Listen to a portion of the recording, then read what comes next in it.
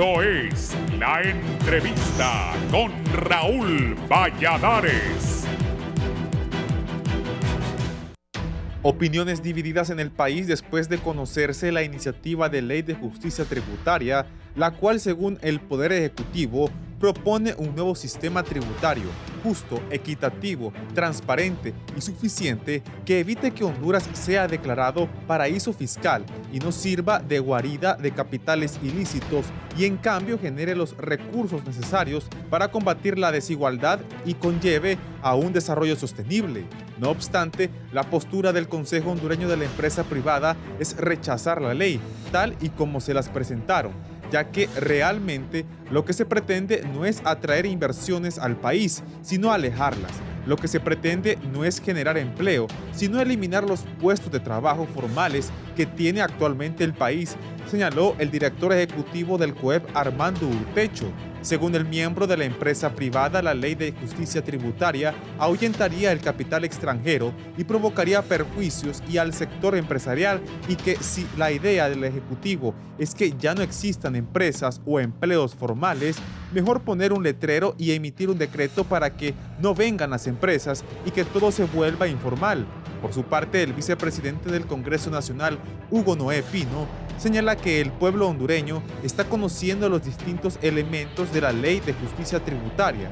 Deben comprender en forma muy clara que se busca una equidad en el sistema tributario hondureño. El pueblo lo va a apoyar, dijo el diputado. Asimismo, el director del Servicio de Administración de Rentas, Marlon Ochoa, defendió la reforma e insistió que el país no aguanta con el vigente modelo de desarrollo en donde un puñado de familias y empresas se ven beneficiadas.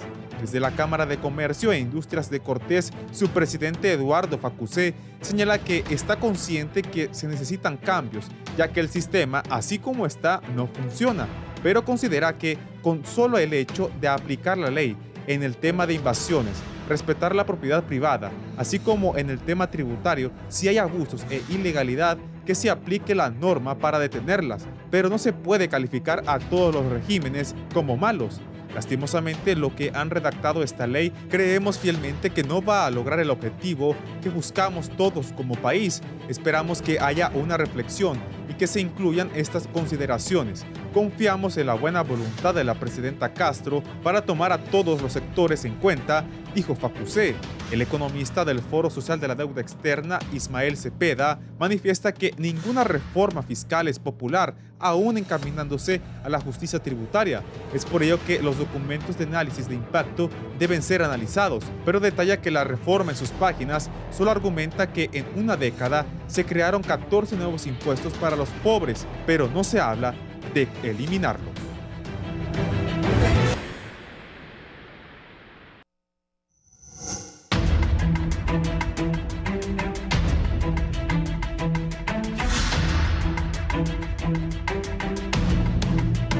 Buenos días, gracias por estar con nosotros en la entrevista. El proyecto de ley de justicia tributaria, vamos a abordar este tema. Buenos días al ministro de Desarrollo Económico, don Pedro Barquero.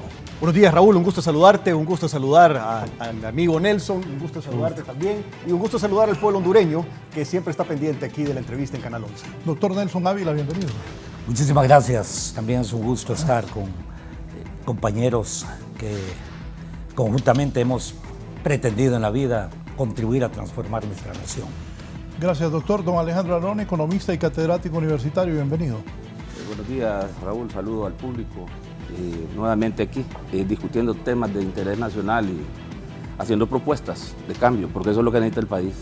Sobre esto, ahí te envío unos tweets de la doctora Juliet Handal, si los podemos colocar, para expresidenta del Consejo Hondureño de la Empresa Privada. Me los he enviado muy temprano esta mañana. Vamos a darle lectura para poder entrar en el debate de esto, de la ley de justicia tributaria, que hay unas posiciones a favor y otras en contra que vamos a ampliar en este programa. Don Pedro Barquero, ¿cuál es la posición suya en cuanto a esto? No, esta ley lamentablemente no responde a las necesidades reales del pueblo hondureño. Requiere muchísimo análisis y muchísima reforma. Nosotros tenemos que diseñar una ley que elimine los abusos, pero no que elimine el empleo. Necesitamos hacer una ley que evite que se evada el fisco, que haga que se paguen los impuestos de forma correcta, que todos paguemos en justa medida nuestros impuestos, pero que tenga elementos de competitividad que nos ayude a atraer capitales para generar empleo en el país. No podemos pasar del extremo del desorden que teníamos antes, en el que cada quien hacía lo que quería, al extremo de asfixiar la economía y no permitir la venida de esos capitales que nos van a ayudar a generar empleo. Nuevamente, tenemos que también socializar las medidas. No podemos pretender desde el gobierno ser dueños de la verdad. Tenemos que aprender a escuchar y saber tomar en cuenta las recomendaciones de los demás sectores. Allá afuera está no solo el sector privado, está también el Colegio de Economistas, está la academia, están diferentes organizaciones de sociedad civil, están los trabajadores, y todos tienen que ser escuchados y tomados en cuenta en este proyecto de ley, porque una estructura fiscal diferente obviamente tiene que involucrar la opinión de todos porque nos afecta a todos. Ahora, si hay personas, Raúl, que en el pasado abusaron o que en el presente siguen abusando, pues agárrenlos, reviéntenlos, métanlos con la fiscalía, con los juzgados, métanlos presos a los abusivos, a los que violaron la ley, pero no destruyan la empresa privada por un par de abusivos. O sea, no podemos irnos a los radicalismos extremos. Necesitamos actuar con moderación, con análisis, no tomar medidas que en el corto plazo nos van a morder la cola. En este país no tenemos muchos atractivos para la inversión. Estos regímenes especiales son un atractivo para la inversión. Si hay que modificar algunos elementos para evitar los abusos, analicémoslos y modifiquémoslos, pero no matemos una de las poquísimas herramientas que tenemos para atraer inversión y empleo en el país. El año pasado, Raúl, la Secretaría de Desarrollo Económico aprobó 26,000 millones de lempiras de inversiones en los regímenes del RIT y del SOLI. 26,000 millones de lempiras. Para septiembre del año pasado, la inversión extranjera directa era de apenas 700 millones de dólares. ¿Qué va a pasar entonces si eliminamos el régimen del RIT y el régimen del SOLI? Nos vamos a quedar sin una importantísima parte de la poca inversión extranjera directa que estamos trayendo. Esa poca inversión que se aprobó el año pasado en la Secretaría de Desarrollo Económico trae 10,000 empleos a la par de compromisos de estas empresas. 10,000. ¿Es poco? Sí, es poco. Pero el año pasado crecimos apenas 18,000 empleos formales inscritos y pagados en el Instituto Hondureño de Seguridad Social. El año 2021 lo cerramos con 830,000 empleados inscritos en el Seguro Social y el año 2022 lo cerramos con 848,000. O sea que estas inversiones autorizadas y los compromisos de empleo de 10,000 representan más de la mitad de los empleos formales que se generaron en el año pasado. Entonces, nuevamente, tenemos que cuidar las pocas herramientas que nos están ayudando a traer la poca inversión y el poco empleo que se está generando en el país. ¿Hay que eliminar los abusos? Sí. ¿Hay que castigar a los abusivos? Sí. Pero no hay que matar la economía de este país y no hay que eliminar las pocas cosas que nos están ayudando a traer, aunque sea un poco de empleo. Doctor Ávila. No, yo estoy de acuerdo completamente con lo que acaba de plantear el ministro, o sea, mi amigo Pedro. ¿Que hay necesidad de hacer reformas? Sin duda.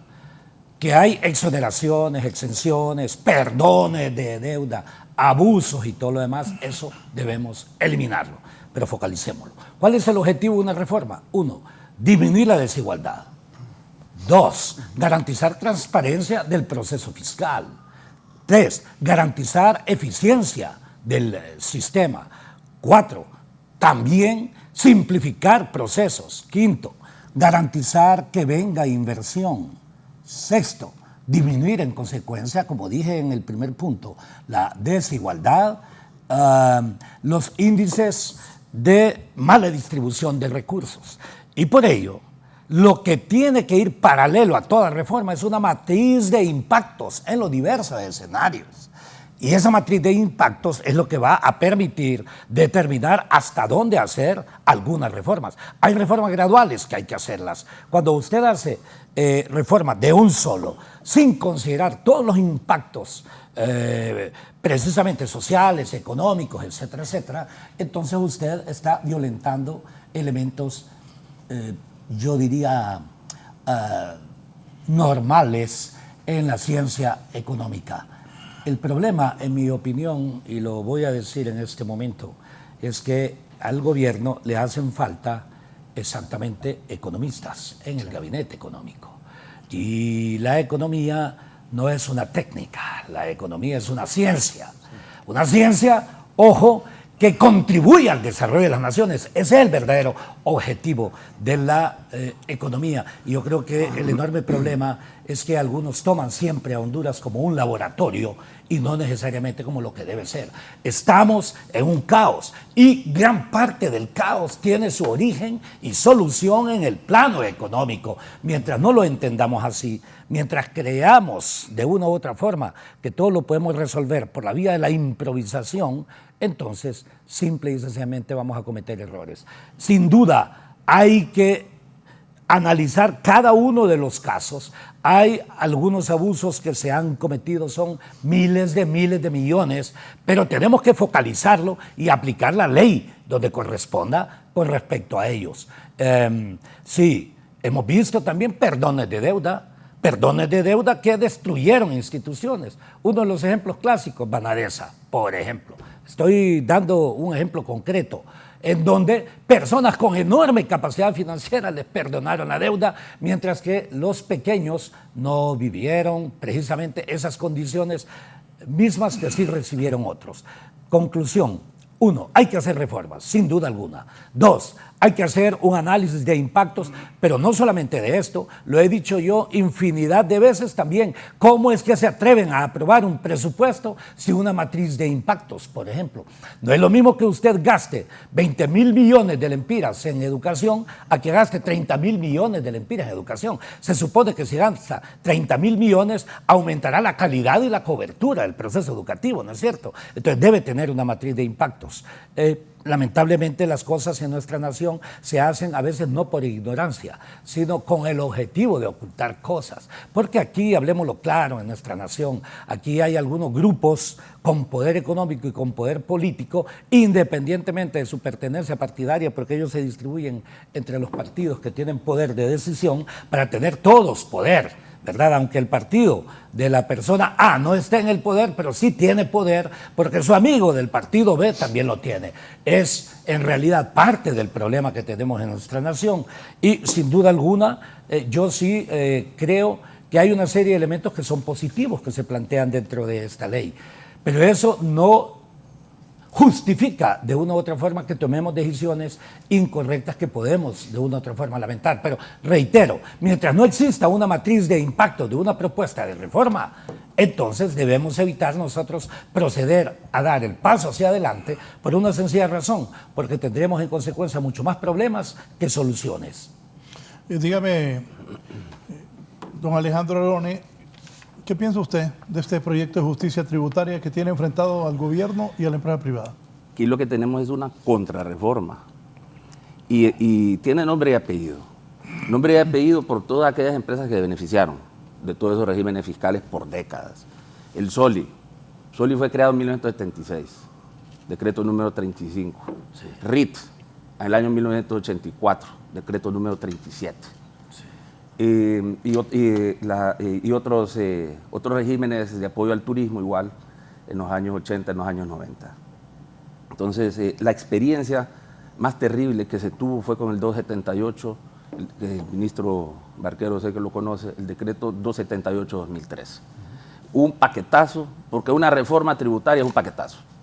Y los paquetazos golpearon a este país y eso es lo que nos mantiene en esas grandes disparidades sociales, en esa gran desigualdad en la distribución del ingreso, sí, en esa concentración, en ese sesgo en la concentración de la industria en una zona particular del país, donde se cometieron abusos, donde grupos económicos ya conocidos de familias de origen extranjero aprovecharon de esos regímenes fiscales y los cuales iban dirigidos para promover la inversión extranjera y empezaron a participar muchos hondureños, muchas familias de capital de origen extranjero, que no quiero mencionar a ningún grupo en particular, ¿verdad?, para no entrar en conflicto, porque tenemos una posición desde la academia, entonces hay que ser científico y como dice don Nelson, en economía tratamos de trabajar con el dato duro y verlo todo de un enfoque científico. Y lo que hablaba don Nelson, la medición de los impactos, escenarios de tensión. Así es. Esas matrices eso son importantes. Entonces hay un antecedente bastante feo con el 278 2013, que era un decreto que francamente promovió más bien la regresividad y protegió a los regímenes fiscales que yo acabo de mencionar y que eran los que prevalecían, pero que en realidad promovieron el desarrollo de la maquila y de toda esta industria que está allá en la zona de Choloma, en Puerto Cortés, y que sabemos que ha generado más de 180.000 empleos, más el efecto multiplicador que genera en toda la región del norte. Y gracias a ese sector que se desarrolló, la mitad de las divisas provienen de ese sector, y por lo tanto la estabilidad cambiaria y todo el engranaje de todo lo que es la parte del sector externo y la estabilidad macroeconómica de alguna manera depende de este sector que se privilegió con estos regímenes, pero vienen los abusos. Entonces el tema ideológico, el sentimentalismo, la emoción me parece que está prevaleciendo en un momento que creo que en vez de aprovechar, creo que lo que está causando es contradicción, es lo que está causando poner en riesgo modelos de desarrollo que no implica que son los modelos que iban a crear las condiciones necesarias para exterminar la pobreza. No, usted lo sabe muy bien, el modelo de la maquila está muy bien dirigido, mano de obra barata, combinado con regímenes fiscales especiales, no pago de impuestos locales, no pago de impuestos al Estado, impuestos sobre la renta y otros beneficios y otras obligaciones tributarias, pero iban dirigidos exclusivamente a eso. Entonces viene el mal uso de los mismos regímenes y todavía se intensificó en los últimos 8 años durante el gobierno de Juan Orlando Hernández. Entonces yo creo que aquí hay que poner de lado un poco, no irnos a los extremos, y tenemos que cuidar lo que tenemos en cuanto a capital extranjero. Y una crítica que yo siempre he hecho, y yo creo que ahí es donde hemos fallado y reincidido, es que la inversión extranjera, ese seguimiento que le damos a ese dato de 700, 800 millones anuales, que muchas veces baja a 300, 400, 500, llega a 1.200, 1.300, eso es la reinversión de utilidad, ya lo hemos dicho en varios foros y todo el mundo lo ha repetido. Pero eso es un índice de confianza. Cuando esa inversión extranjera sube, significa que ese sector está funcionando bien. Dios quiera que con esta reforma, al final del año nosotros podemos ver los resultados, el impacto, porque mire, es un índice de confianza. Así es. No son nuevas inversiones, nuevo capital el que viene. Si ese indicador se nos cae al final del año, es una consecuencia directa de esta contrarreforma tributaria. Y como le digo, el 278-2013 fue nefasto porque fue que incrementó el impuesto sobre ventas, del 12 al 15 y el otro al 18%.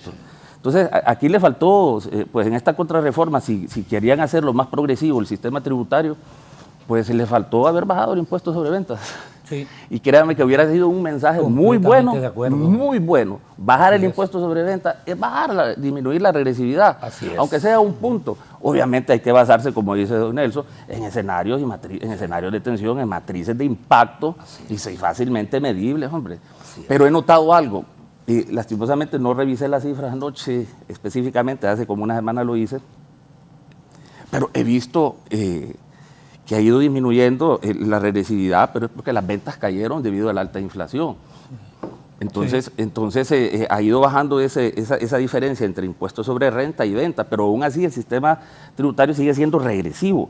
Y bien, está bien que a través de estas iniciativas trate de buscarse la equidad tributaria, la justicia tributaria y que los que más ganen paguen más. Pero hay que tener mucho cuidado porque se ha comprobado que la inversión que realiza la empresa privada no es suficiente. Lo dijimos el otro día. Y la formación bruta de capital fijo en realidad no genera los suficientes empleos que necesita el país en este momento, o no lo ha generado en décadas. ¿Qué ha pasado? Entonces tenemos que tener mucho cuidado con esta contrarreforma tributaria. La expresidenta del Consejo Hondureño de la Empresa Privada ha puesto esto. Por favor, dice la doctora Juliet Handal, como empresaria siempre lo he dicho, incentivos fiscales atraen, generan inversiones, pero estos no deben perpetuarse ni ser cheque en blanco. Un error. Hasta el Fondo Monetario ha recomendado la revisión de exoneraciones, dice Juliet Handal. 2. No me explico por qué se dice que al eliminar los abusos fiscales habrá gran desempleo. si las empresas fortalecidas con incentivos fiscales ya no los necesitan más tiempo y no deben despedir empleados, dice. La gran mayoría de miles de empresas en nuestro país nos hemos fortalecido a fuerza de sacrificio, lágrimas y trabajo generando empleo, aún en condiciones de competencia desleal. Y finalmente dice la expresidenta del Consejo Hondureño de la Empresa Privada, Julia Handal, lo que buscamos siempre los empresarios es que haya igualdad de condiciones para competir y factores que nos permitan competir y trabajar en paz. No hemos tenido ni esperamos privilegios, aún así hemos salido adelante. Don Pedro, ¿qué comentarios hay? No, tiene toda la razón, doña Juliet. O sea, es precisamente de lo que estamos hablando. Sí. O sea, sí hay que hacer una reforma tributaria. Por supuesto que lo ocupamos. El sistema tributario que tenemos en el país no nos ha llevado a ningún lado bueno.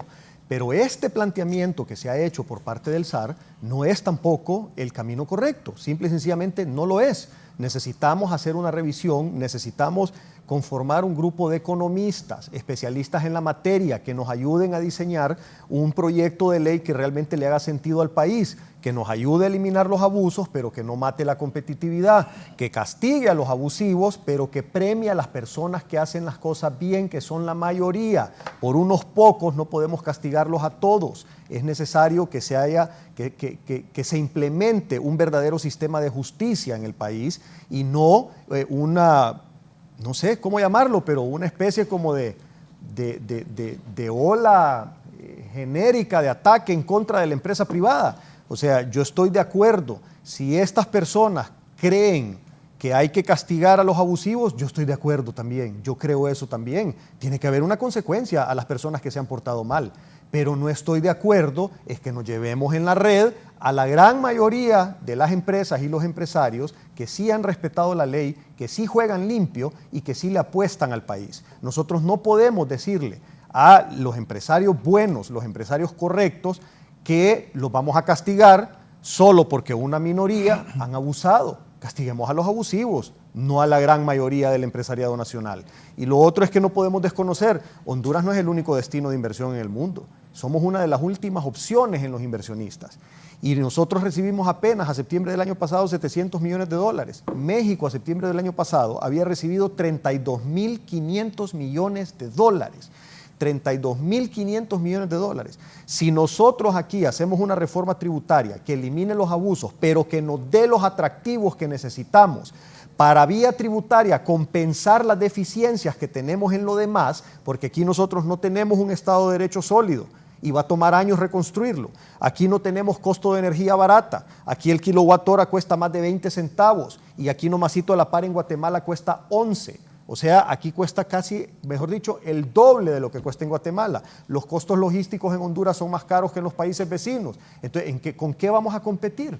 O sea, necesitamos estar conscientes de nuestra realidad. ¿Es una buena realidad? No. ¿Es una realidad bonita? No. ¿Me gusta esa realidad? No, pero es la realidad y tenemos que aprender a jugar con ella. Y si no tenemos otros elementos competitivos, no nos queda más opción que establecer regímenes de beneficios fiscales para que eso nos atraiga capitales, por mientras fortalecemos el Estado de Derecho, por mientras bajamos el precio de la energía, por mientras capacitamos mejor y educamos más a nuestra gente, por mientras bajamos los costos logísticos, para que poco a poco, en lo que vamos fortaleciendo los demás elementos competitivos, vayamos entonces dependiendo cada vez menos de los regímenes especiales. Pero es un proyecto con metas y plazos a corto, mediano y largo plazo. No podés hoy eliminar un atractivo de la inversión si no tenés listos los demás. Es como pegarse un tiro en el pie, no va a funcionar. Entonces, hagamos las cosas bien. Nuevamente, insisto, porque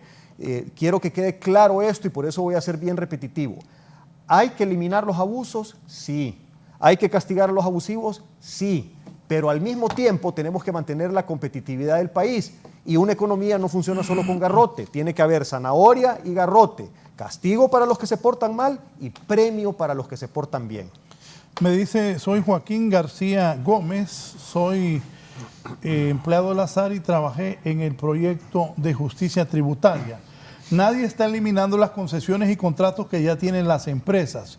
Pedro defiende al COED y manipula la verdad. Lo que no se va a hacer es dar más concesiones con esos privilegios que son corruptos y onerosos.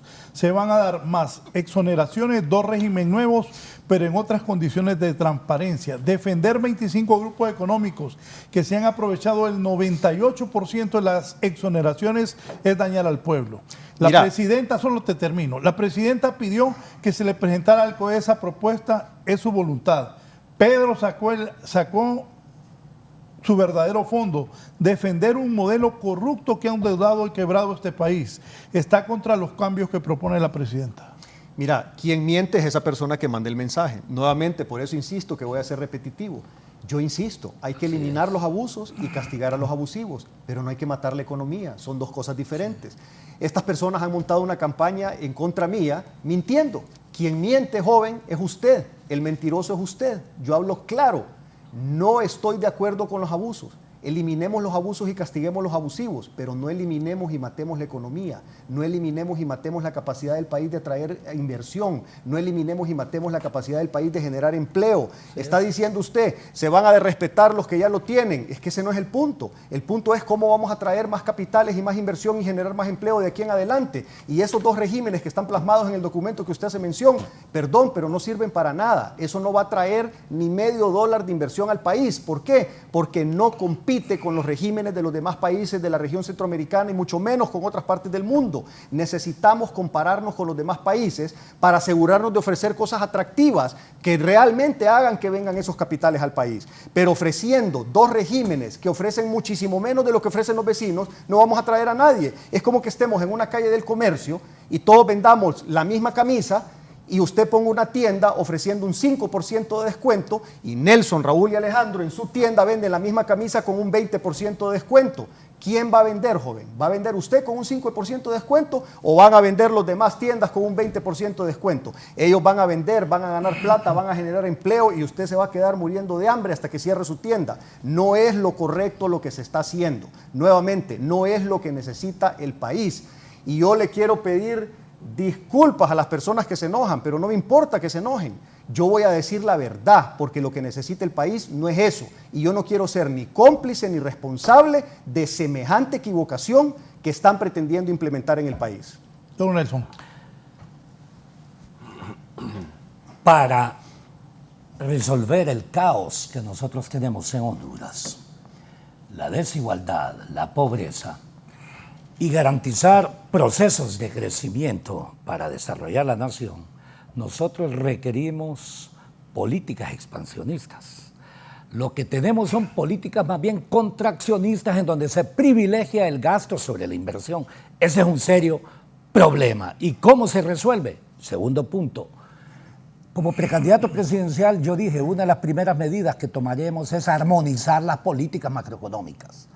Y las políticas macroeconómicas en este momento, sobre todo la política monetaria, es completamente contraccionista.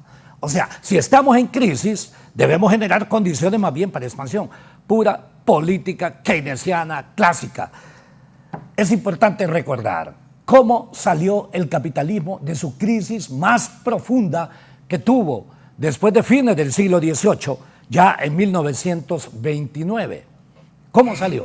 Con políticas en donde hubo la necesaria participación del Estado para resolver la crisis coyuntural y en consecuencia las inversiones públicas orientadas hacia eso. Yo recuerdo, el expresidente, el único que ha sido presidente 3 veces en los Estados Unidos y luego la quitaron, Franklin Delano Roosevelt, el New Deal, el nuevo desafío cuando planteó fueron políticas precisamente expansionistas para sacar a los Estados Unidos de esa crisis profunda que tenía, lo que los economistas llamamos de una u otra forma políticas keynesianas. Y yo sí creo que en realidad debemos nosotros, por eso decía el segundo punto, armonizar todas las políticas macroeconómicas, mientras unas sean contraccionistas y otras sean también expansionistas, pero con respecto al gasto, pero no con respecto a la inversión, entonces lo que vamos a tener es, en realidad, un efecto nulo o negativo. Y lo hemos dicho insistentemente, reitero, es fundamental hacerlas. Entonces hay que hacer reformas de las 7 políticas macroeconómicas, las recuerdo.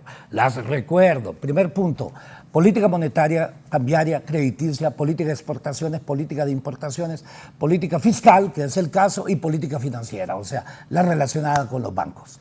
En la medida en que nosotros hagamos estas reformas simultáneamente, con matriz de impactos, cada una de ellas, me disculpan, dirigida por economistas, entonces en esa misma medida vamos a tener nosotros solución a los problemas fundamentales. El tercer punto, sin duda alguna el modelo económico en Honduras ha sido estructural y ha fracasado en muchos campos. Un elemento capital, el modelo económico apenas absorbe 1/3 de la población económicamente activa. 2/3 de la población económicamente activa en Honduras o están condenados, obvio, al desempleo permanente o a crearse sus propias condiciones. Al mercado de trabajo anualmente llegan aproximadamente 150,000 jóvenes. Y de esos 150,000, el mercado formal de la economía apenas puede absorber 50,000. Hay 100,000 nuevos jóvenes condenados al desempleo, a la pobreza o crear condiciones. Por eso les he hablado cómo podemos generar autoempleo, porque yo sí creo, estoy en contra de políticas tipo, ¿cómo se llama? Esas dádivas que más bien destruyen a la institucionalidad y los hace dependientes. A algunos politicoides les interesa regalar cosas, me explico, pero no crear las condiciones para, por ejemplo, el emprendedurismo mismo. Yo he dicho, con $1,000 millones, que es la mitad del crédito que solicitaron al Banco Central, ¿no es cierto? Con $1,000 millones, estoy hablando yo, 25,000 millones de lempiras, yo le puedo generar emprendedurismo a 500,000 de personas. ¿Me explico?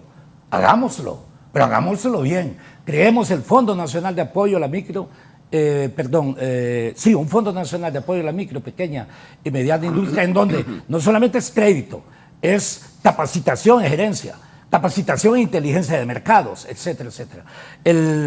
Si queremos hacer bien las cosas, lo que estoy planteando es que si pensamos en la nación, nos equivocamos menos. Ahora, si pensamos en los partidos políticos a los cuales nosotros pertenecemos o a los grupitos de poder con los que estamos relacionados, entonces nos equivocamos, tan elemental. O también, si tratamos de imponer una visión ideológica que algunos ni la comprenden y dicen comprenderla, entonces no entendemos que para desarrollar una nación tenemos que actuar por convergencia.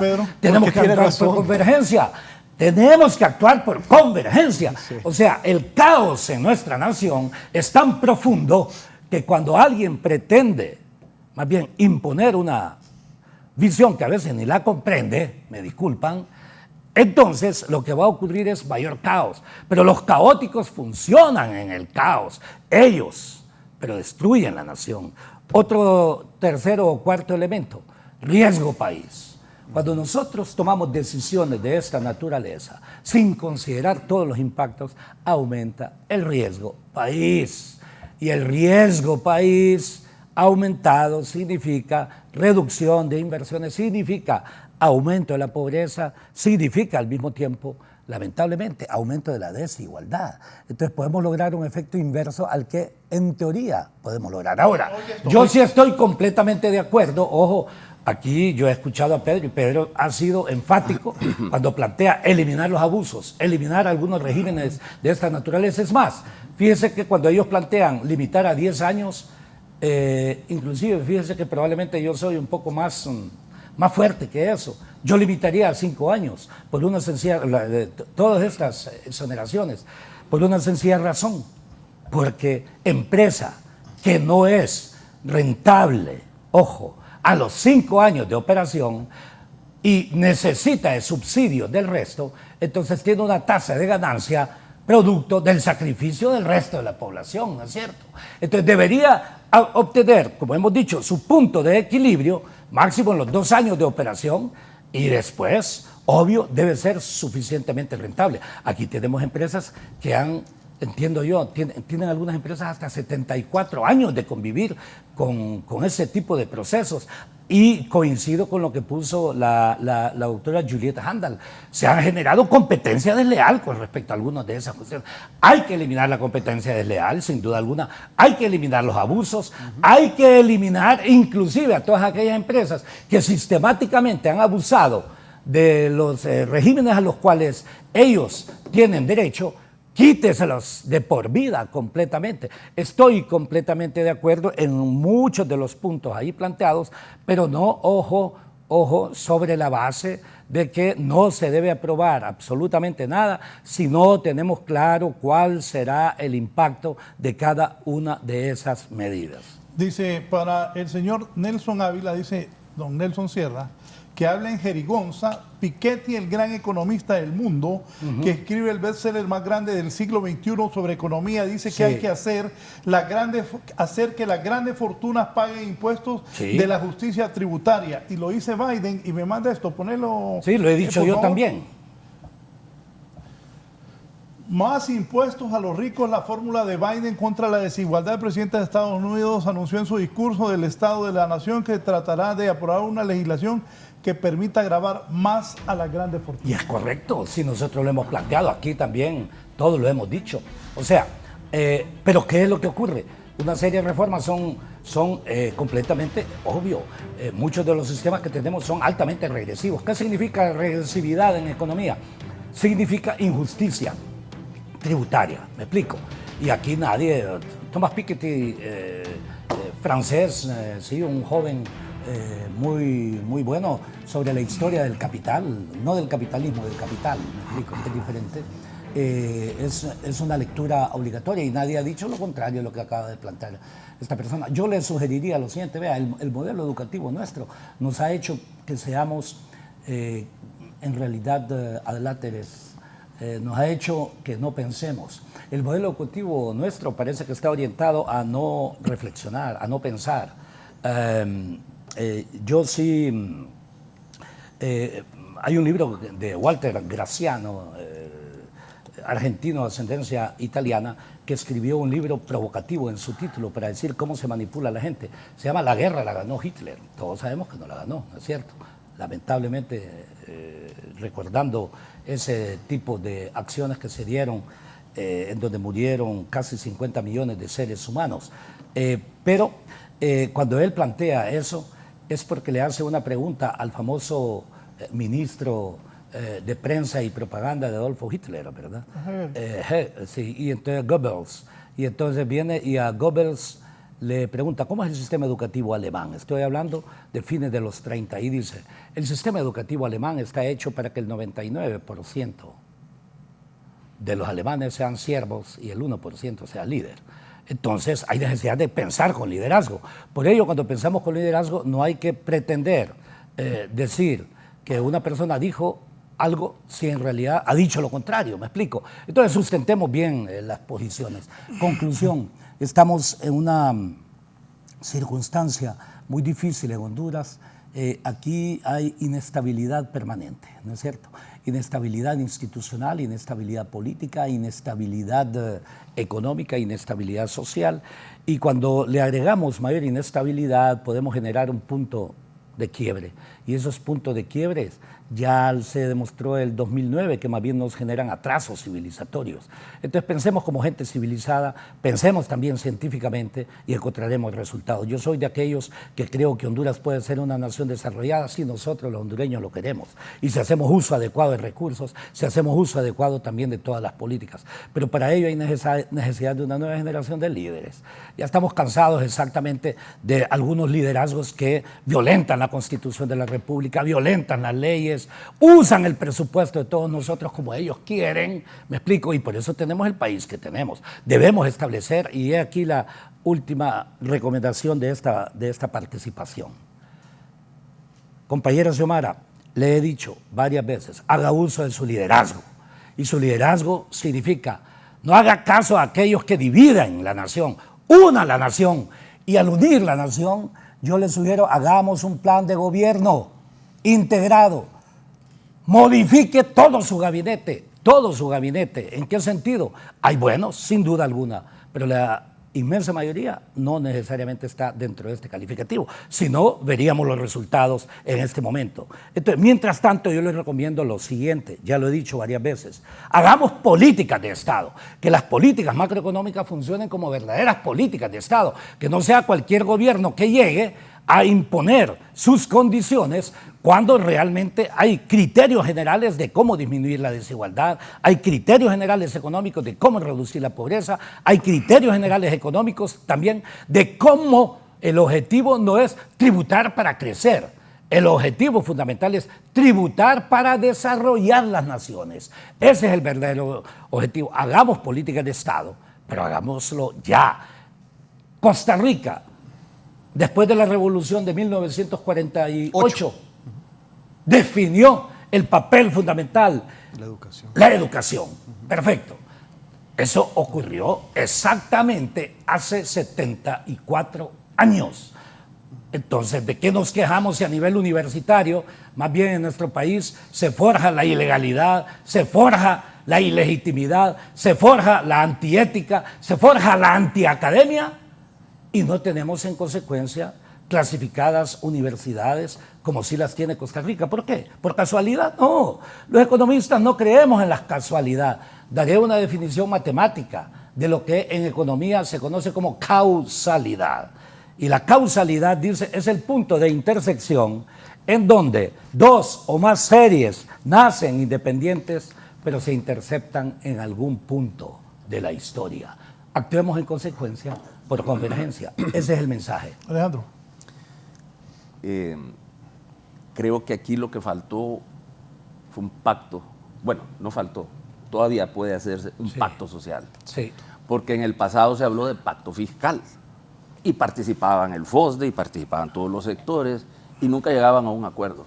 O se hacían aquellas propuestas. Esa es nuestra propuesta. Entonces, es un pacto social, pero que involucre a los personeros más técnicos, a las instituciones que en realidad tienen el poder de ejecutar y aplicar una política que articule bajo un marco macroeconómico que busque generar el impacto necesario para poder continuar con un proceso de reactivación y estímulo a la economía.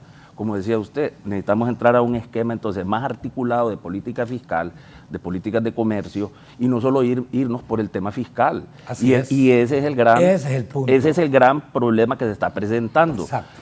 Que nos dan una propuesta, nos venden una propuesta que solo se enfoca en un sector. Y la propuesta no está afinada y no está suficientemente socializada. Y aunque vaya al Congreso a discusión, se corre el riesgo que por los cabildeos políticos se pueda aprobar algo que en realidad va a tener el efecto contrario. Entonces, ¿por qué no revisar los tratados comerciales? Esa es una parte, aquí está el ministro de Desarrollo Económico. ¿Por qué no una reforma crediticia paralela a una contrarreforma fiscal? La reforma monetaria es fundamental. ¿Por qué una reforma monetaria y revisar inclusive hasta la ley del Banco Central? O sea, Así es. El problema es que tenemos a los organismos internacionales siempre dictándonos las medidas y qué tenemos que hacer en materia macroeconómica. Entonces yo creo que si el gobierno de Xiomara Castro quiere hacer un cambio estructural en Honduras, me parece que tiene que hacerlo con un equipo técnico de economistas, como ustedes lo planteaban, que incluya al ministro Barquero, obvio, porque es el ministro de Desarrollo Económico, que incluya a la presidenta de Banco Central, que esperamos y le deseamos suerte con un buen directorio, que tenga el mejor directorio de Banco Central, que creo que... Con formación económica. Con formación económica, yo creo que ahí tenemos... Por eso es que, mire, muchas veces el silencio, ¿verdad?, preocupa, sí. Pero hay veces es que cuando usted tiene más los asesores o no tiene un cuerpo técnico que le diga cuáles son las propuestas que se deben de seguir, entonces yo creo que ahí es donde se cometen los errores por medio del silencio, por omisión. Exacto. Y yo creo que ahorita, no obstante, todas las cifras macroeconómicas nos las dieron bonitas, la realidad es la pobreza. Entonces, ¿cómo combatir la pobreza? Y una medida de este tipo, que es una medida como de corto plazo, que trata de resolver un problema por un ímpetu de buscar la justicia social. Porque por buscar la justicia social se clama por la justicia tributaria. pero no se acuerdan de que la mayor parte de los impuestos, bueno, o sea, el aporte que hace la empresa privada en cuanto a los ingresos tributarios es bien importante. Sí. Es súper importante y ellos son los generadores de empleo. Entonces yo creo que este tipo de... En el sector informal. Sí, y también me llama la atención que el SAR es el ente recaudador. Entonces yo no recuerdo que el ente recaudador, o dígame si me equivoco, de ahí nacen las reformas tributarias. No. Las reformas tributarias nacen dentro de un gabinete económico. Así es. Dentro de un gabinete económico. Así. Un gabinete económico bien estructurado, sí, con aquellos personeros que tienen el conocimiento y la experiencia, y entonces ahí usted ya empieza a articular algo que tenga un efecto positivo, ponderado, y que no nos vaya a llevar a un abismo, a un error histórico. Porque mire, si se nos van esas empresas a Nicaragua, porque ahí está Nicaragua, ese es el mercado más atractivo, la mayor parte de las inversiones. Durante la narcodictadura, ¿dónde se iban las empresas? A Guatemala. Ahí hubo una desbandada, ¿se acuerdan? En Choluteca. 4 empresas. Sí, en 2019, 4 o 5 empresas se fueron del sur de Honduras, de Choluteca, y se fueron para Guatemala. Porque no soportaron la carga de la energía, el costo de la energía. Apenas atraemos 1/7 de las inversiones extranjeras en Centroamérica. Y quiero mencionar esto. Mire, con el decreto 78-2013, y que tenía irónicamente el nombre del decreto, y hablaba de control de las exoneraciones y la evasión fiscal, reordenamiento de las finanzas públicas, control de exoneraciones y combate a la evasión fiscal. Ese era el título, el nombre del decreto. Pero en el artículo 2 le decía, pero quedan exentos. Entonces le decía, decreto número 70-2007, 2007, 70-2007. ¿Y cuál era el famoso 70-2007? Es aquel que evitaba que se le quitaran todos los beneficios fiscales a las generadoras de energía, que sabemos que tenían cláusulas bizarras y que al día de hoy son los causantes de que el costo de la energía y que la ENE esté en la situación que está. Entonces, ese solo es un ejemplo de las aberraciones históricas que se presentaron en las reformas tributarias, donde se protegían ciertos sectores que tenían intereses mezquinos y no miraban los intereses del país. Nadie tuvo la visión suficiente. Por eso, y lo hemos dicho en varios foros, el caso de las sedes, por ejemplo. Volver a la planificación, doctor, volvamos a la planificación y trabajar en una forma más estratégica. Los planes de gobierno son de corto plazo. Y estas medidas que se toman ponen en riesgo el corto, el mediano y el largo plazo, posiblemente con efectos no reversibles. Ahora, no estamos diciendo que no estamos de acuerdo con una contrarreforma fiscal. Tiene elementos buenos la propuesta. Estamos totalmente apoyando al gobierno de Xiomara Castro al 100%. Eso tiene que quedar claro. Para que sea exitoso para la nación. Que sea exitoso para la nación. Sepamos hacer las cosas, estamos a tiempo. Estamos a tiempo. Si no les gustan los conceptos que se usaron en el pasado como pacto fiscal, pues pongámosle pacto social o pongámosle acuerdo nacional, como quieran, y nos sentamos y dejamos de estar acusándonos y escuchar. Siempre por naturaleza humana van a haber intereses, unos van a jalar agua para su molino, otros para su otro lado. Por eso son los pactos y los consensos. Entonces yo creo que por ahí debe ir la discusión para evitar cometer un error histórico. Sí. Cometer un error histórico. Estamos de acuerdo con reformas fiscales, pero que vayan complementadas con otro tipo de reformas. No quiero usar la palabra estructural, que no suene como los años 90. No. Ya son malas palabras, pero técnicamente es el término correcto. Pero técnicamente es el término correcto. Reformas simultáneas de las 7 políticas simultáneas, porque es que usted, mire, le pone el billete a la gente con acceso al crédito. Así es. Le permite vender los productos en los mercados internacionales y continúa mejorando las ventajas competitivas. Y mire, todo lo que se generó en las últimas décadas fueron fallas de mercado, totalmente opuesto a la lógica de mercado. Todos fueron fallas de mercado. ¿Cómo reversarlas ahora? Ese es el ímpetu, pero hay que hacerlo técnicamente. Miren, voy a ir a una pausa, luego va a hablar don Pedro y Germán, ya le voy a dar participación. Aquí, antes de ir al COEP, el secretario privado de la presidenta Xiomara Castro, Marlon Ochoa, el director de la SAR, y el ministro de Desarrollo Económico, Pedro Barquero. Pedro Barquero me dijo aquí, se va a socializar eso. ¿Te acordás, Pedro? Sí. Así me dijiste aquí antes de ir ahí. Sí. no has hablado con la presidenta porque ahora está claro que tú estás en contra de eso. Y hubo un enfrentamiento con el director del Azar. Sí. Permíteme. ¿Cuál es tu posición? ¿Estás con la presidenta en su decisión o no estás? No me contestas, vamos a la pausa y pónganme lo que ha puesto en sus redes el ministro Pedro Barquero. Cuando terminan los argumentos comienzan los ataques. Pensar diferente es traicionar, se pregunta don Pedro. Me apunto al socialismo democrático de Xiomara Castro, dice, no al socialismo autocrático que sembrando el odio quiere implementar ese pequeño grupo de radicales. Eliminemos los abusos, no los empleos. ¿Quién es ese pequeño grupo de radicales? Nos va a decir el ministro Pedro Barquero.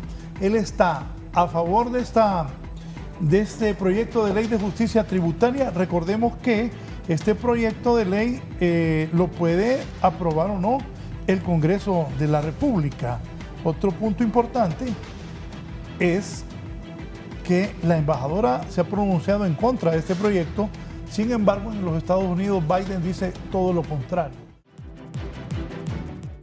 El gobierno colombiano instalará una mesa de diálogo con el autodenominado Estado Mayor Central, una de las principales facciones disidentes de las extintas Fuerzas Armadas Revolucionarias de Colombia, FARC. Comienza un segundo proceso de paz, anunció el presidente Gustavo Petro desde su cuenta de Twitter, aludiendo a que el primer diálogo de paz se reactivó en noviembre pasado con la guerrilla Ejército de Liberación Nacional. A solicitud del gobierno, la Fiscalía avaló la suspensión de las órdenes de captura de 19 integrantes de esa disidencia de la FARC para que adelanten los acercamientos con el gobierno. El fiscal general Francisco Barbosa detalló a la prensa que ninguna de las personas a las que les fue avalada tiene órdenes de captura con fines de extradición. El Estado Mayor Central es un grupo armado que no se acogió al histórico acuerdo de paz que firmó en 2016 el Estado con la FARC, la que fuera la guerrilla más antigua de América Latina. Este ha sido un informe para La Entrevista.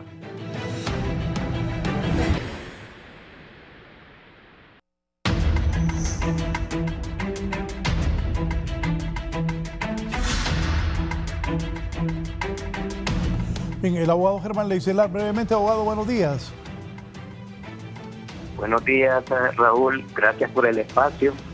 Un saludo a Pedro Barquero, un saludo a Nelson Ávila y al señor economista que está ahí, que no lo conozco, no tengo el gusto, pero un saludo. Primero que nada quiero felicitar un excelente programa y rescatar un programa en un ámbito de respeto y con vocación de construir, que es lo que necesita Honduras. Yo creo que Honduras no puede seguir excluyendo a las personas solo porque no dicen lo que quiero oír. Tenemos que cultivar el respeto a quien sabe de lo suyo y apoyar las voces que tienen autoridad en cada materia, área, de acuerdo a lo que esté haciendo. Por otro lado, señalar y estar de acuerdo con lo que se ha dicho hoy, de que en todo ámbito de nuestro país el problema gira alrededor de la falta del respeto a la ley. Tenemos que construir institucionalidad. Es como cuando se eliminó el trabajo por horas sin alternativas ni soluciones, o el mismo efecto que se dio cuando se eliminó completamente la ley marco de seguridad social, que tuvo efectos muy nocivos para el seguro social, para el empleo, para el RAP, para una serie de cosas. Y totalmente de acuerdo, todas estas situaciones de estos regímenes que generan competencia desleal porque generan ventajas, desigualdad en el trato, porque hay algunos pocos, como bien lo señaló Pedro, que utilizan estos regímenes para tener ventaja y para tener una desigualdad en el trato. ¿Por qué? Porque usamos tráfico de influencias, usamos argollas, y al final, cuando las cosas se pueden hacer bien, se hacen adecuadamente, sí estamos sancionando todos los incumplimientos de ley. Institucionalidad y juridicidad respetada es fundamental para que podamos desarrollar. Por otro lado, y con esto quiero terminar, creo que está bien que mencionemos lo que Biden está haciendo en Estados Unidos, pero no somos Estados Unidos. El otro día se hablaba de una reforma donde vamos a dar 18 semanas de pre y postnatal, que está fabuloso. Como decía yo en ese programa, podemos dar 1 año, ojalá pudiéramos dar 2, pero Honduras no tiene la capacidad para dar determinadas cosas como lo hacen en otros países.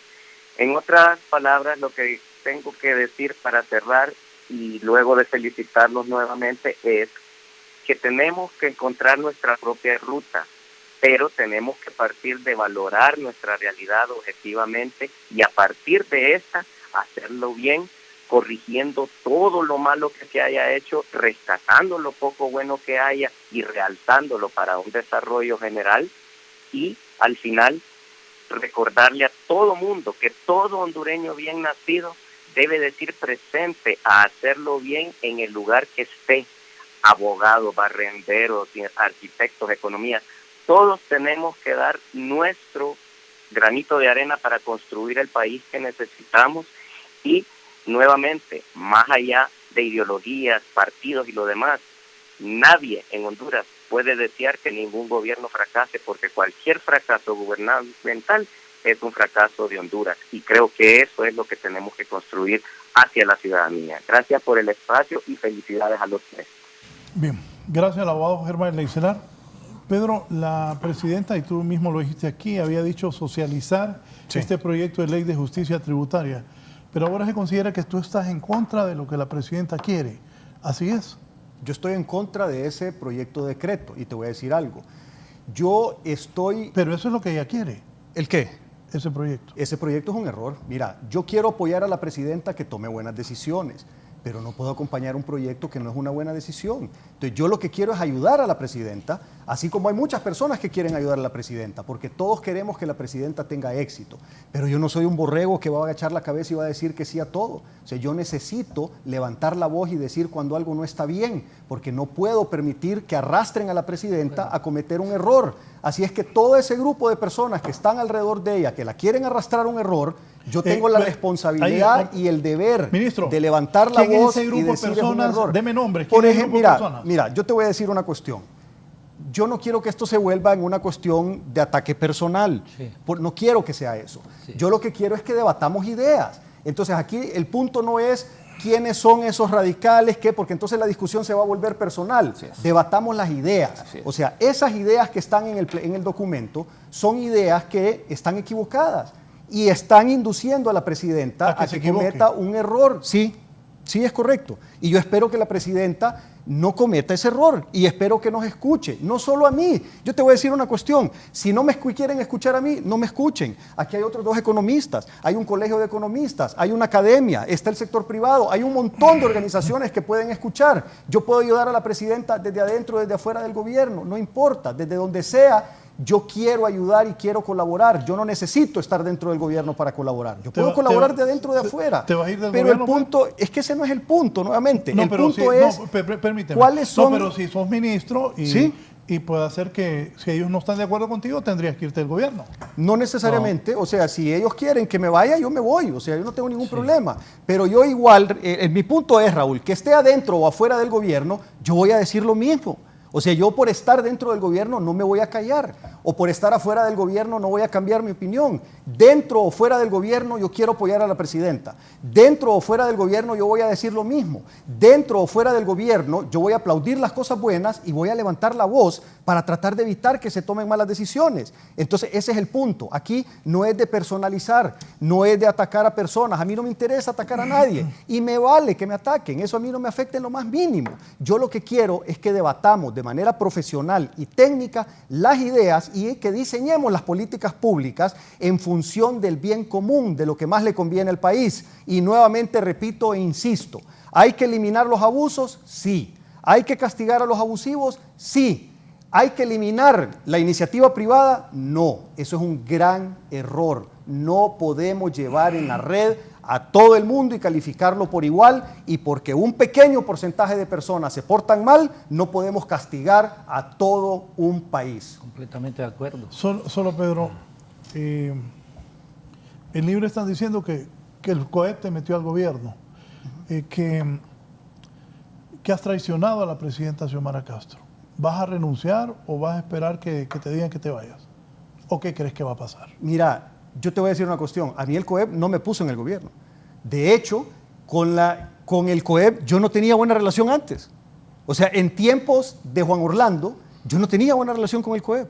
En tiempos de campaña, tampoco tenía buena relación con el COEP. O sea, ¿cómo se les ocurre decir que el COEP me puso en el gobierno? A mí quien me metió en el gobierno fue la presidenta. Ella me nombró a mí como ministro. Y te voy a decir una cuestión, ella me puede remover cuando quiera, porque así como yo, todos los ministros somos de libre remoción. Simple y sencillamente la presidenta decide cuándo nos contrata y cuándo nos despide. Pero te repito nuevamente, Raúl, y aquí lo digo de frente a la cámara, yo no soy un borrego que va a agachar la cabeza y va a decir que sí a todo. Yo necesito poder aplaudir las cosas buenas y llamar la atención sobre las cosas malas. No soy un borrego, no voy a agachar la cabeza a decir que sí a todo. Y esto lo deberían de valorar para evitar que tomen malas decisiones, para que hagan un buen gobierno y que salga la presidenta como la mejor presidenta de la historia. ¿Por qué? No porque escuchó a Pedro Barquero, porque escuchó a todo el mundo y porque se dejó asesorar por los técnicos que saben de los temas y que realmente le pueden ayudar a diseñar mejores políticas públicas. Cuando te dice Marlon Ochoa que has traicionado y que estás en contra de la presidenta. Nuevamente repito, yo no estoy en contra de la presidenta. Nuevamente repito, esto no hay que personalizarlo. Esto es una cuestión de tengamos la altura de debatir las ideas. No es cuestión de que estoy a favor o en contra de alguien. Yo estoy a favor de la presidenta, pero estoy en contra de ese proyecto. Son dos cosas diferentes. Sí. No podemos ser tan radicales y tan sesgados de estar pensando que solo porque alguien piensa diferente a mí es mi enemigo. El país no necesita eso, el país no necesita el odio, el país no necesita la división, el país no necesita la polarización, el país necesita liderazgos que sepan unirnos a todos los hondureños independientemente de que pensemos diferentes. El país necesita tolerancia desde el gobierno, que nos sepan escuchar a todos los hondureños independientemente de que pensemos igual o diferente, que todas nuestras opiniones sean escuchadas, tomadas en cuenta y plasmadas, si son buenas para el país, en los documentos que representan las políticas públicas. Eso es lo que necesita el país y eso es lo que deberíamos de estar haciendo todos los funcionarios públicos, desde la silla que nos toca sentarnos. Y otra cuestión, esas sillas son temporales y el tiempo pasa así. En lo que menos acordemos vamos a estar en la calle. ¿Y cómo vamos a caminar en la calle? ¿Qué le vamos a contestar al pueblo cuando nos diga o nos reclame que qué fue lo que hicimos? Entonces, tenemos que prepararnos para eso, para que cuando nos toque salir de esas posiciones que son temporales y efímeras, podamos caminar con la frente en alto en la calle y decir: tomamos buenas decisiones, hicimos las cosas bien, invertimos en educación, invertimos en salud, mejoramos la economía, generamos empleo. Ese tiene que ser el objetivo de todos nosotros como funcionarios públicos. ¿Qué va a pasar si el proyecto sigue adelante? ¿Tu opinión no es tomada en cuenta?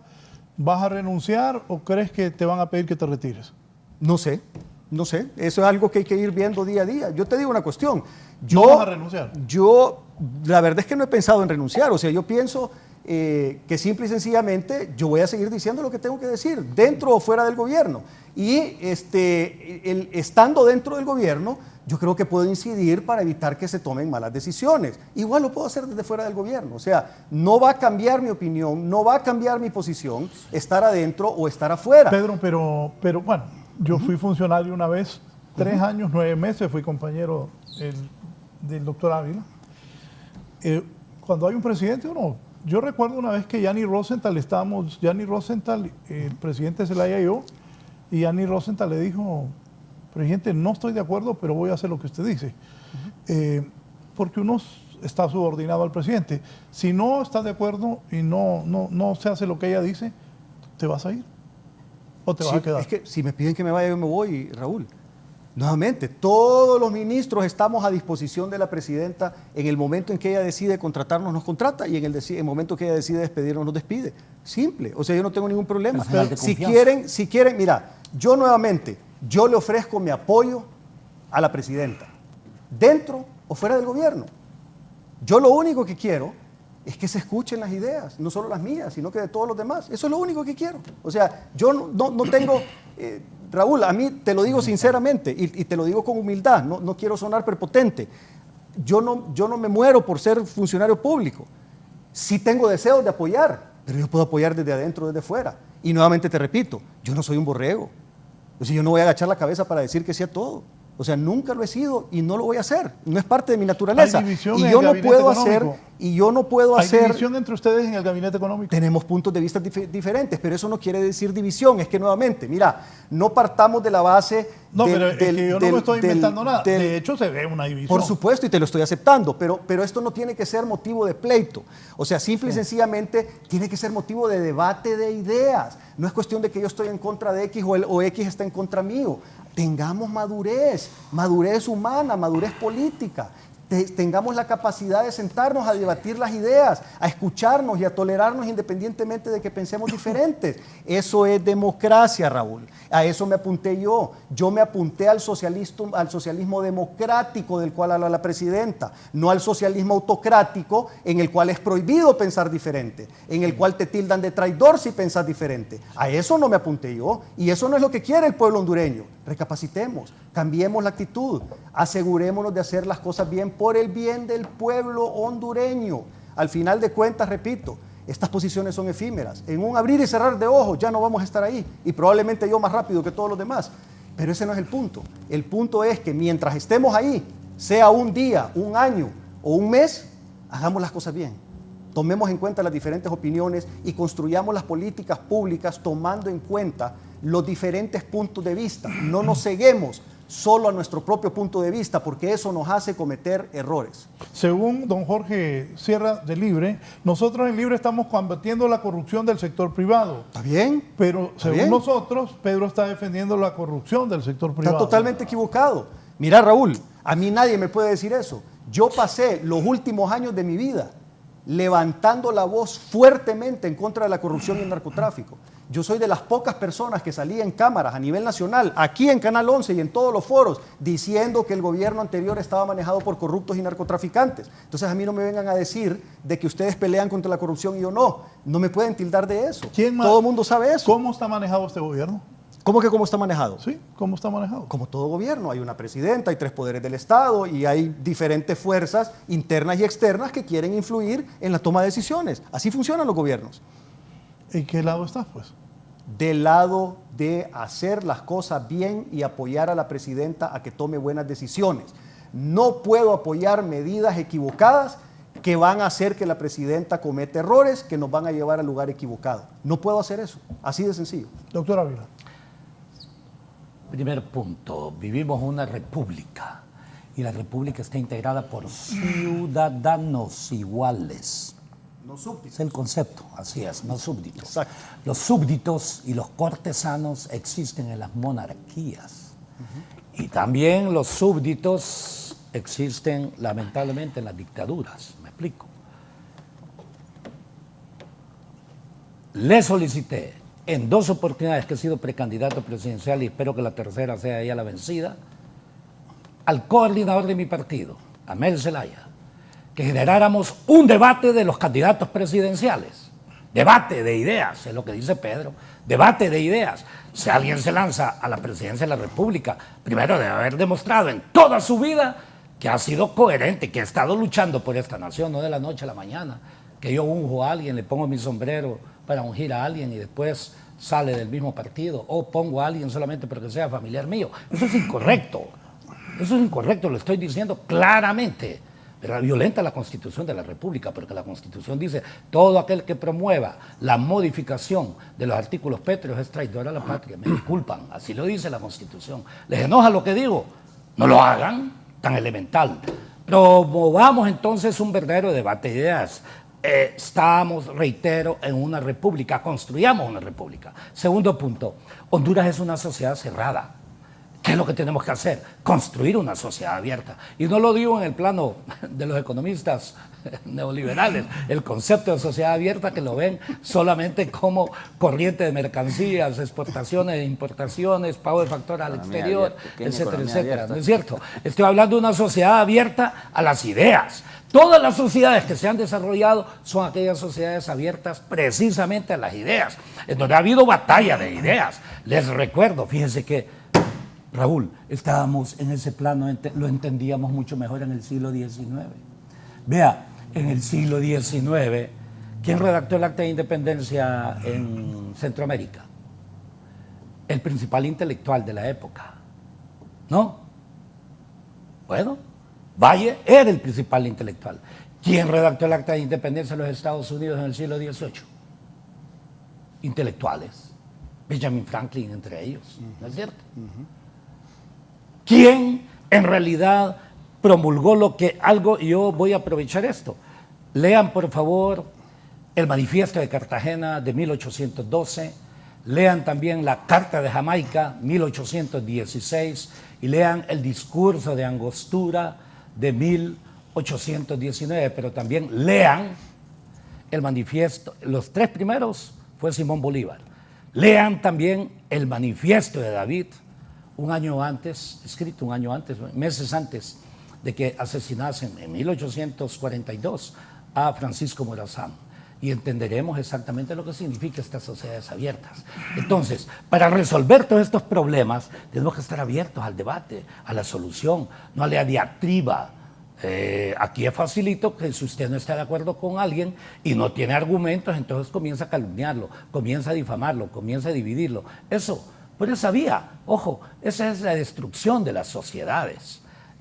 Yo sugiero y estoy enviando todos estos mensajes. Hay una trilogía de libros muy interesante escrita precisamente por Paul Johnson, un historiador de la Universidad de Cambridge.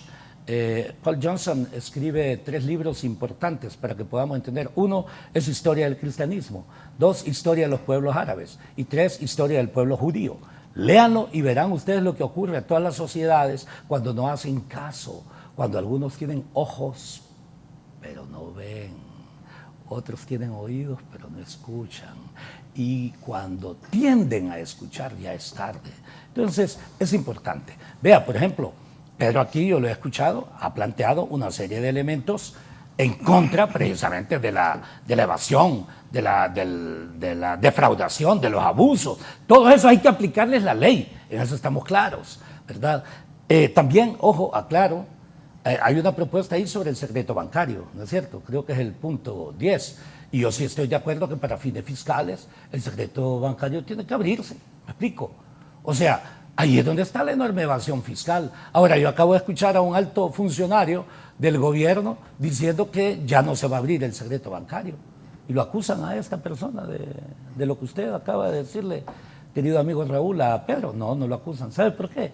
Porque cuando alguien dice, por ejemplo, yo protejo... ¿Perdón? ¿En qué parte que le dije?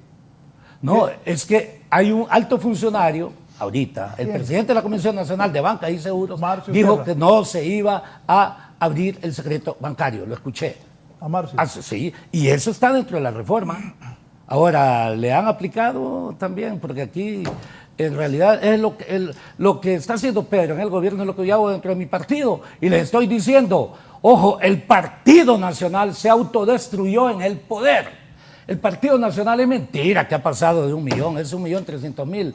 Usted conoce muy bien, usted es un político también, no solamente es periodista. El Partido Nacional jamás ha excedido en términos reales 1 millón de votos, estemos claros. Tampoco mi Partido Libre. Por eso, cuando Mel dijo en una concentración en Santa Bárbara, nosotros 2 millones de votos, y luego lo llamé y le dije, oye, ¿y vos crees que somos 2 millones en el partido? No, en Alianza sí. Ah, bueno, perfecto, pero no lo dijiste así. El Partido Libre, nuestro partido, en realidad también ha tenido aproximadamente 1 millón de votos, me explico. Entonces yo les recuerdo que somos gobierno, el Partido Libre está cogobernando. Tiene gente del Partido Salvador de Honduras, tiene gente del Partido Liberal, tiene gente del Partido Nacional, algunos de ellos también. Y está bien, yo sí estoy de acuerdo, pero yo he dicho amplia alianza, pero con gente decente, me explico. Termino diciendo este tipo de hechos. Reformas, reitero, hay que cumplir con 3 condiciones. 1, con el objetivo de las reformas. ¿Cuál es el objetivo de las reformas? Desarrollar las naciones. Perfecto. ¿Cómo la desarrolla? Disminuyendo la desigualdad, disminuyendo en consecuencia también la mala. Para ello, usted tiene que reasignar recursos a través de educación, salud, tiene que utilizar el presupuesto para disminuir la desigualdad, pero también con una matriz de impactos. Reitero, hay que hacerlo eso.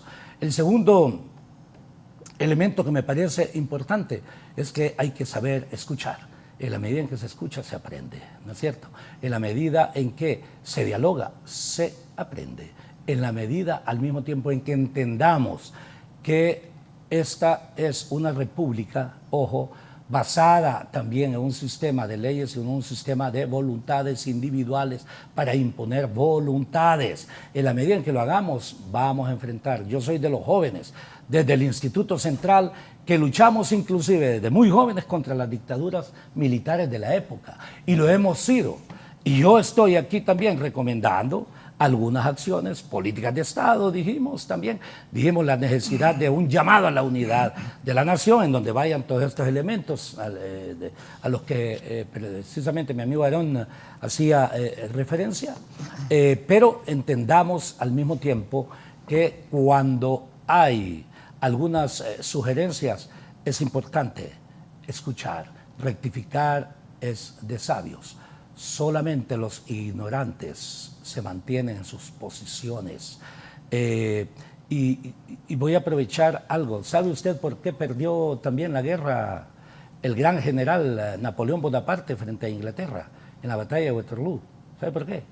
Porque él envió, vea, Stefan Zweig tiene un libro que se llama Momentos Estelares, les sugiero que lo lean. Envió a su más leal general, pero leal, leal, completamente leal, borrego diríamos, y le dice: general, hacia el norte, siempre hacia el norte, evite que los austríacos se unan a los ingleses, porque si se unen, perdemos la guerra. Y el general lo hizo y se fue hacia el norte. Los austríacos le jugaron la vuelta, llegó hasta allá cerca de Moscú. Y perdió la guerra. Por irse a Rusia. Antes de don Alejandro, me dice el secretario del Congreso, diputado por el departamento de Olancho, don Carlos Zelaya, Pedro está del lado de hacer las cosas bien de acuerdo a su visión, pero eso no significa que la visión de él sea la visión correcta. Defender el modelo que nos ha llevado a la pobreza, a la miseria, al desempleo, a las caravanas de migrantes, no es hacer las cosas bien. Si no cambiamos el modelo, seguirá más de lo mismo: pobreza, miseria, desempleo y más caravanas. Es que yo no estoy defendiendo el mismo modelo, Carlos, en ningún momento. Yo he sido bien claro y nuevamente repito, Carlos, yo estoy de acuerdo en que las cosas tienen que cambiar. Pero nuevamente repito, no podemos pasar del extremo del desorden en el que todo el mundo hacía lo que quería al extremo de asfixiar la economía. Yo no estoy defendiendo el modelo anterior. Es más, para mí no había ningún modelo antes. Antes lo que teníamos era una orgía de corrupción y narcotráfico. Sí. Y no podemos pasar ahora a un extremo control que asfixie la economía. Carlos, tenemos que buscar un punto medio. Yo estoy de acuerdo en que tenemos que eliminar todas las viejas prácticas, pero no irnos al otro extremo.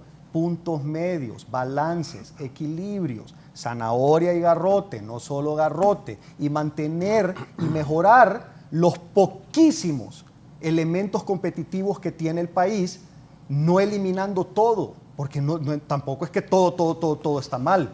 Lo malo, eliminémoslo. Lo bueno, mantengámoslo y potenciémoslo. Nuevamente, yo no estoy defendiendo lo que pasaba antes. Si pasé años peleando con lo que pasaba antes, no voy a ser tan bruto de venir ahora a defender ese fracaso que había antes. No tiene ningún sentido. Sí. Yo lo que digo es que no pasemos de un extremo a otro. ¿Eliminemos lo de antes? Sí, eliminémoslo. Los abusos, sí. Castiguemos a los abusivos también. Si quieren castigarlos, castiguémoslos. Yo no tengo ningún problema. Pero no matemos la economía, Carlos. Porque esta medida es una medida equivocada.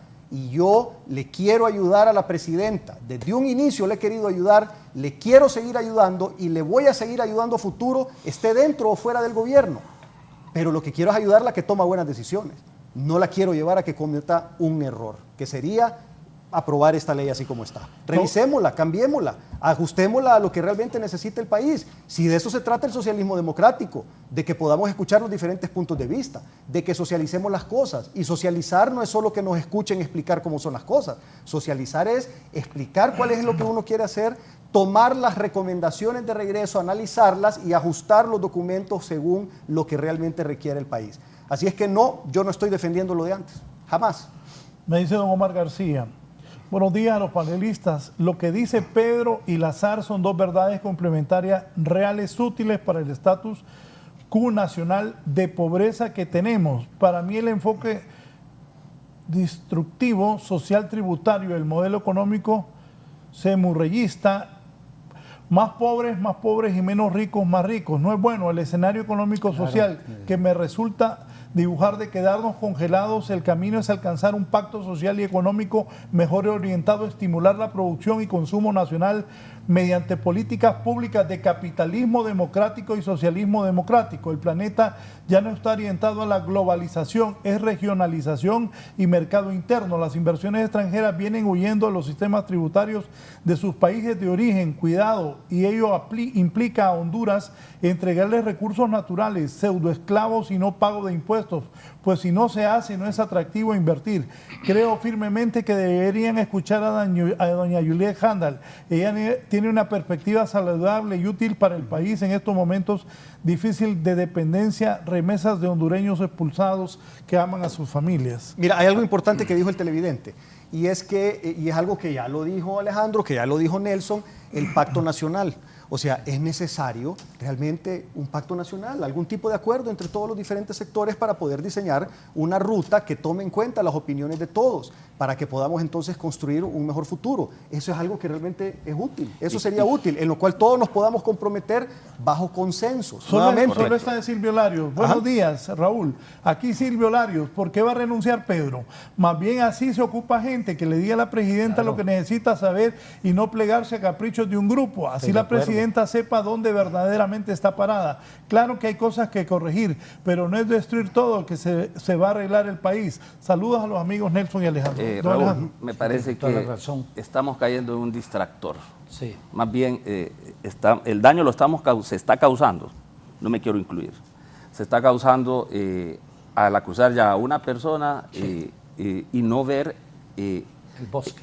Ver la totalidad, la integralidad del problema de una contrarreforma, de una reforma tributaria. Yo creo que en vez de perder tiempo en discusiones y acusando personas particulares, yo creo que debería ser tiempo, ya deberíamos estar sentados todos los sectores en una mesa. Hoy mismo debe haberse convocado una mesa para ya ir integrando una mesa, un grupo técnico de trabajo y lograr ese pacto social. Sobre la sociedad abierta que usted hablaba, es difícil una sociedad abierta cuando esa sociedad carece de educación. Claro. Es difícil lograr un consenso en una sociedad abierta donde la ignorancia predomina. Es difícil encontrar un consenso en una sociedad donde no ha existido el pluralismo ideológico. Entonces, todos estos factores, más la crisis moral que venimos experimentando, porque crea, en todas estas décadas, ese mal ejemplo que nosotros vimos, de ese modelo equivocado de desarrollo, y esa conducta antiética y moral aberrada que demostró el partido de gobierno, créame, eso tuvo un impacto en la madurez emocional y en la formación moral de toda la juventud, y esa es la juventud que viene detrás de nosotros. Entonces, uno de ustedes lo dijo, se requiere de liderazgo. El liderazgo es una figura que aglutina a las masas. A través del liderazgo se logran los grandes consensos y se simplifican y se eliminan las polarizaciones. Yo creo que hay que bajar un poco el discurso ideológico. Claro, apoyamos el socialismo democrático y una cosa tiene que quedar clara: esto va a ser una economía mixta. Esperamos que, y dentro de ese esquema, entonces hay que respetar algunas reglas del juego, como es los espacios adecuados para que la empresa privada pueda generar, porque el principal generador de empleo es la empresa privada, para que la empresa... Y el empleo formal, claro, la empresa privada que crea el empleo formal. Se cometieron errores crasos, terribles, y el COEP lo sigue defendiendo. La ley del empleo por hora, la ley de las sedes, todas esas leyes fueron aberrantes. Yo hice la estimación de la creación cuánto subempleo se generó con la ley del empleo por hora. Al hacer los cálculos sale 1.500.000 nuevos hondureños se añadieron al subempleo con la ley del empleo por hora. Entonces hubieron grandes errores. Entonces la sociedad lo que tiende es ya a satanizar, ya prácticamente estamos polarizados y tendemos a satanizar al COEP, tendemos a satanizar al gobierno, tendemos a satanizar personas. Yo creo que estos son distractores. Sí. Yo creo que el liderazgo de la presidenta Xiomara Castro se presenta en un momento histórico. Estamos viviendo un quiebre estructural. La reforma liberal Marco Aurelio Soto, créame, en los años 60 con el gobierno Pajarito y todas las reformas, creación de seguro social y todo lo de Ministerio del Trabajo, y el hecho de que se haya roto el bipartidismo y que ahora un partido de izquierda que va en contra de todo ese modelo aberrado neoliberal, esta es la oportunidad de aglutinar a las masas y con un liderazgo plantear estos problemas sin ninguna fricción y escuchar a los sectores, escuchar a los expertos en cada área. Y yo creo que tenemos que no ser tan emocionales y ver la cosa objetivamente, y creo que lo que está pasando, y lo hemos dicho en otro foro, falta planificación. Sí, estamos girando alrededor. Solo para reforzar, Sí. dice Carlos Zelaya, secretario del Congreso, ya vamos dando gran diálogo nacional a constituyente. Cuando estén listos los que se oponen al gran diálogo nacional, seguro que resolvemos. Bueno, estamos a favor Diálogo del diálogo. nacional no necesariamente significa constituyente, o sea, podemos debatir sobre ello.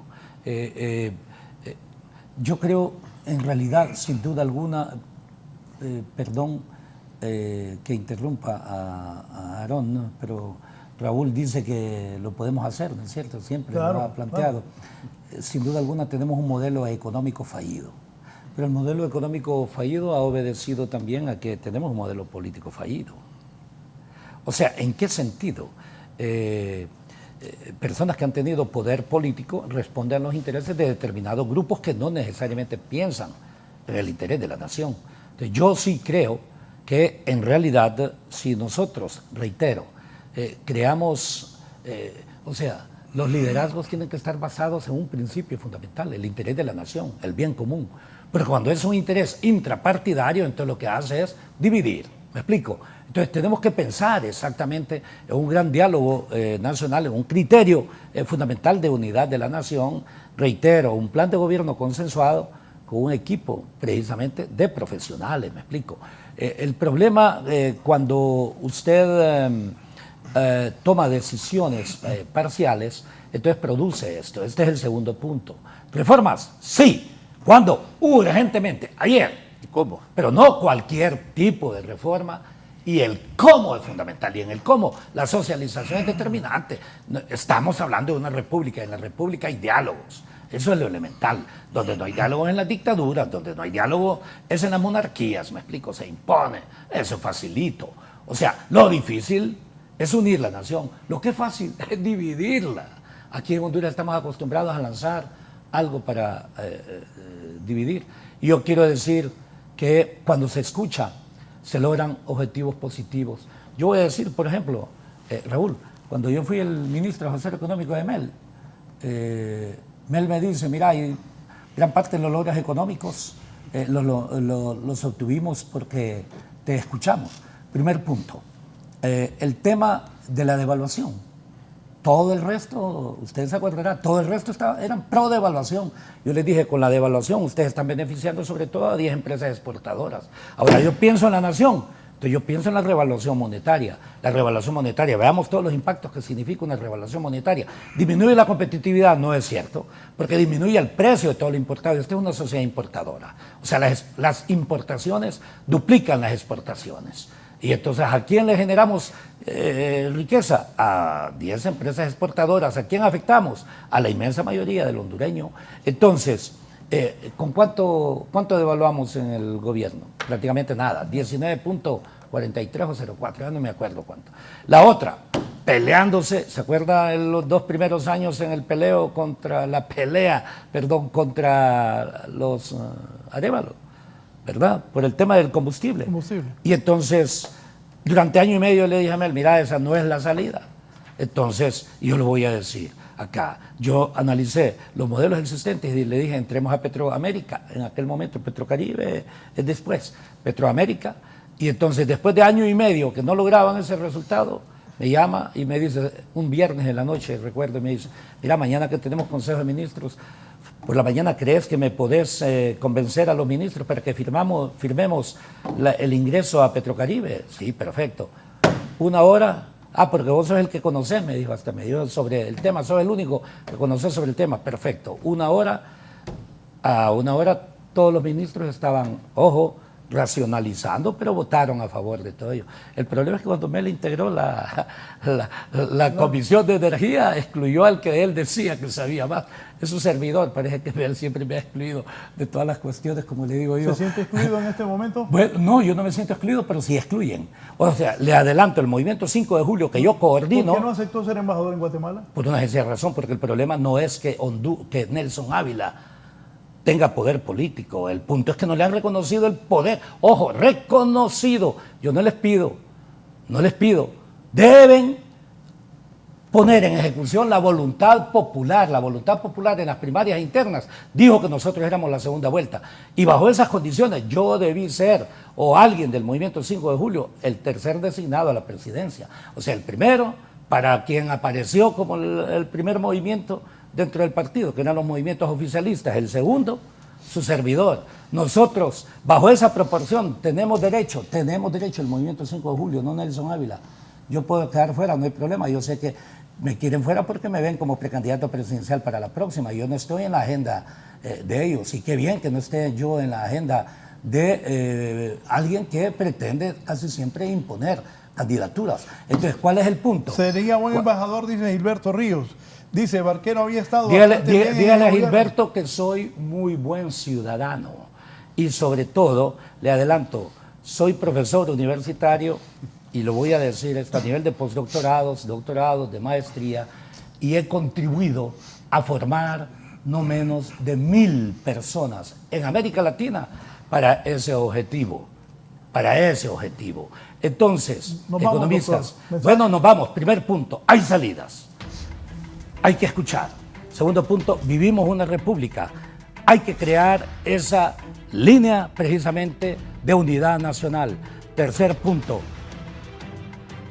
escuchemos sobre todo a todas aquellas opiniones que son diferentes, pero la diferencia no significa enemistad, no significa al mismo tiempo contraposición. Es más, en la historia de la humanidad, Morazán siempre estuvo en contra de lo existente. Y se lo ve desde la perspectiva cristiana, si le parece. ¿Por qué asesinaron a Jesucristo? Porque se opuso a todos los poderes de la época, al poder ideológico del judaísmo ortodoxo de la época, se opuso a los Estados Unidos de la época, en este caso el Imperio Romano, y se opuso también al poder político local que era Herodes, que dicho sea de paso, era, digamos, el alcalde impuesto por Roma sin ser judío para dominar al resto. Perfecto. La historia está hecha de que todos aquellos que no son borregos crean, sin duda alguna, ruta para el futuro. Los que la historia nunca refleja, salvo a los traidores, son precisamente a los cortesanos. Gracias, doctor Nelson Ávila. Doctor Arone. Justicia, en vez de buscar en el corto plazo, a la vuelta de la esquina, la justicia tributaria, que es necesario por todo lo que hemos pasado, los abusos que se dieron, que están documentados, y ahí están los datos duros que propone Marlon Ochoa.